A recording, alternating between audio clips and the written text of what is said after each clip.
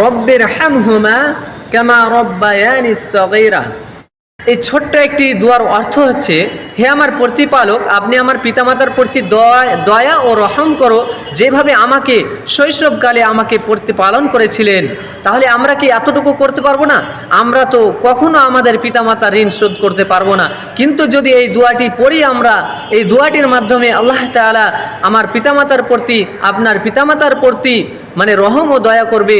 তাহলে আমরা তো পিতামাতার ঋণ তো কখনো শোধ করতে পারবো না। তা এই দোয়াটি, এই আমলটি করবেন, ইনশাআল্লাহ আপনার পিতামাতার প্রতি আল্লাহ তাআলা রহম ও দয়া করবে এবং তাকে ক্ষমা করবে ইনশাআল্লাহ। আসসালামু আলাইকুম ওয়া রাহমাতুল্লাহ। আউযু বিকালিমাতিল্লাহি তাম্মাহ মিন কুল্লি শাইতানিন ওয়া হাম্মাহ ওয়া মিন কুল্লি আইনিন লাম্মাহ। এবারে ভিডিওটি না টেনে শেষ পর্যন্ত অবশ্যই শুনে যাবেন।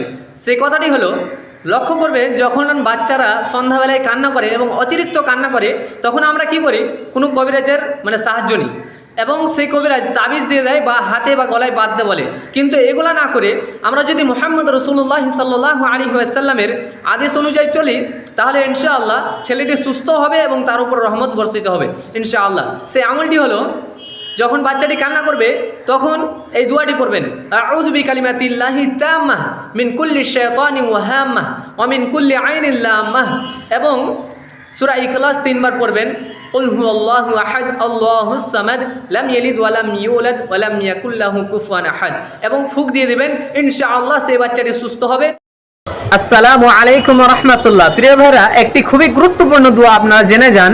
সেই গুরুত্বপূর্ণ দোয়াটি হলো, মুহাম্মদুর রাসূলুল্লাহ সাল্লাল্লাহু আলাইহি ওয়াসাল্লাম যখন মসজিদে প্রবেশ করতেন তখন এই দোয়াটি পাঠ করতেন।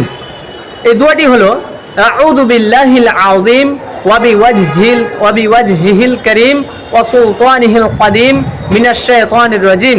এই দোয়াটি এত গুরুত্বপূর্ণ, যদি আপনি সকালে ফজরের সালাতে পড়তে গিয়ে যদি মসজিদে প্রবেশের সময় এই দোয়া পাঠ করে নেন, তাহলে সকাল থেকে সন্ধ্যা পর্যন্ত শয়তান আপনার প্রতি আফসোস করে যে, হে বান্দা, তুই আমার ওয়াসওয়াসা থেকে, তুই আমার কুমন্ত্রণা থেকে বেঁচে গেলি আজ পুরো দিনের জন্য।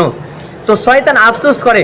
তাহলে এই দোয়া আমরা যদি পাঠ করি, প্রত্যেক দিন আমলটা করি, তাহলে ইনশাআল্লাহ আমাদের শয়তানে আক্রমণ করতে পারবে না এবং শয়তান থেকে আমরা হেফাজতে থাকবো। আসসালামু আলাইকুম ওয়া রাহমাতুল্লাহ। আল্লাহুম্মা সাল্লি আলা মুহাম্মাদিন ওয়া আলা আলি মুহাম্মাদ কামা সাল্লাইতা আলা ইব্রাহিম ওয়া আলা আলি ইব্রাহিম ইন্নাকা হামিদুম মাজিদ। আল্লাহুম্মা বারিক আলা মুহাম্মাদিন ওয়া আলা আলি মুহাম্মাদ কামা বারাকতা আলা ইব্রাহিম ওয়া আলা আলি ইব্রাহিম ইন্নাকা হামিদুম মাজিদ। আসসালামু আলাইকুম ওয়া রাহমাতুল্লাহ। প্রিয় ভাইরা, একটি খুবই গুরুত্বপূর্ণ আমল নিয়ে এসেছে আপনাদের জন্য এবং খুবই গুরুত্বপূর্ণ দোয়া।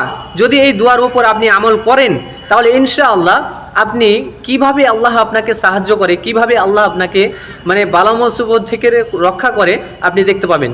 সেই আমলটি হচ্ছে, যখন আপনি বাড়ি থেকে বের হবেন সকালে, ঘুম থেকে উঠে যখন আপনি প্রথমে বাড়ি থেকে বের হবেন, তখন এই দোয়াটি পড়বেন, বিসমিল্লাহি তাওয়াক্কালতু আলাল্লাহি লা হাওলা ওয়ালা কুওয়াতা ইল্লা বিল্লাহ, বা আরও বলতে পারেন ইল্লা বিল্লাহিল আলিয়্যুল আযীম। এই দোয়াটি যদি আপনি পড়ে বের হয়ে যান বাড়ি থেকে, তাহলে ইনশাআল্লাহ আপনি যে কোনো বড় বড় মুসিবত থেকে, ধরেন অ্যাক্সিডেন্টের মাধ্যমে বা অনেক কিছু খারাপ দুশ্চিন্তা, খারাপ জাদু টানা থেকে, অনেক বদনজর থেকে আপনি রক্ষা পাবেন ইনশাআল্লাহ। এটি আল্লাহ ওয়াদা করেছেন বান্দার কাছে, ইনশাআল্লাহ আপনি রক্ষা পাবেন। আসসালামু আলাইকুম ওয়া রাহমাতুল্লাহ। প্রিয় ভাইরা, আপনাদের জন্য একটি খুবই গুরুত্বপূর্ণ দোয়া এবং খুবই গুরুত্বপূর্ণ আমল নিয়ে এসেছি। সেই আমলটা যদি আপনি করেন, তাহলে ইনশাআল্লাহ অবশ্যই আপনি এর ফলাফল পাবেন। সেই আমলটি হলো, সে একটি দোয়া আছে, যদি আপনার শরীরে যে কোনো জায়গায় যদি ব্যথা হয়, সেই ব্যথার জায়গাটাতে হাত দিবেন। ধরেন এই জায়গাটায় ব্যথা হচ্ছে, এই জায়গাটায় হাত দিবেন আর বলবেন, আউযু বিইজ্জাতিল্লাহি ওয়া কুদরাতিহি মিন শাররি মা আজিদু ওয়া উহাদির। আউযু বিইজ্জাতিল্লাহি ওয়া কুদরাতিহি মিন শাররি মা আজিদু ওয়া উহাদির।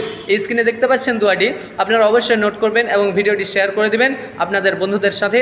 আর এই আমলটি করবেন, ইনশাআল্লাহ অবশ্যই আল্লাহর রহমতে আপনি এর ফলাফল পাবেন এবং আপনি অতি শীঘ্র ভালো হয়ে যাবেন ইনশাআল্লাহ।